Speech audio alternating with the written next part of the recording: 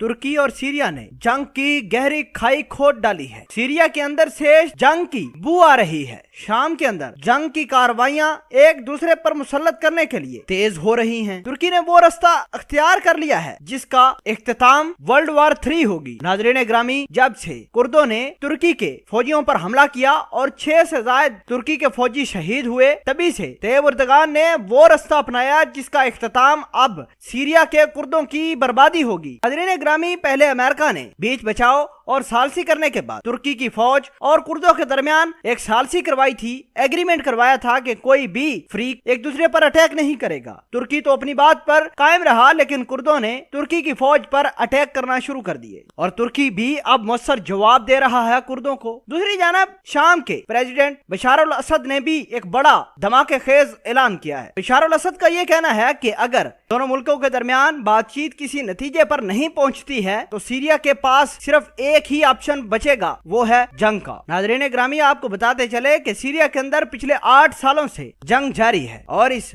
8 सालों के अंदर 3,70,000 से ज्यादा लोग मारे जा चुके हैं। नाज़रीन, इस महीने के शुरू में अमेरिका अपनी फौज सीरिया से निकालना चाहता था। फौज निकलना शुरू हुई, पीछे कुर्दों और तुर्की की फौज के दरमियान लड़ाई शुरू हो गई, क्योंकि तुर्की का यह मानना है कि कुर्द सीरियन पनागज़ीनों पर हमला करती है और हमारा सेफ जोन भी तबाह करने की कोशिश कर रहे हैं। नाज़रीन ग्रामी, बहुत सारी खबरें ये आ रही थी कि अमेरिका ने तुर्की और कुर्दों के दरमियान सालसी करवाई है, लेकिन तैयब एर्दोगान के स्पोक्स पर्सन का एक बड़ा तहलका खेज बयान आया है कि अमेरिका कुर्दों और तुर्की के दरमियान किसी किस्म की सालसी नहीं करवाई। हालांकि रशिया वो वाहिद मर्द मुजाहिद है जिसने कुर्दों और तुर्की के दरमियान सालसी करवाने में अहम किरदार अदा किया, लेकिन दुनिया रशिया के इस कारनामे को भूल रही है। बहरहाल तुर्की के एक सीनियर ऑफिशियल ने इस बात का इंकशाफ किया है कि उन्होंने रशिया के साथ मुआहदा किया कि अब वो कुर्दों के खिलाफ किसी किस्म का ऑपरेशन नहीं करेंगे। उसके बाद ऑपरेशन रोक दिया जाता है, लेकिन कुर्दों ने दोबारा तुर्की की फौज पर अटैक करना शुरू कर दिया, जिसके नतीजे में तुर्की की फौज को बड़ा नुकसान होना शुरू हो गया। तुर्की की फौज के बेसिस भी तबाह हुए और उनके फौजी भी शहीद होना शुरू हो गए। तुर्की के अंदर कुर्दों ने दहशतगर्दी की एक नई लहर भी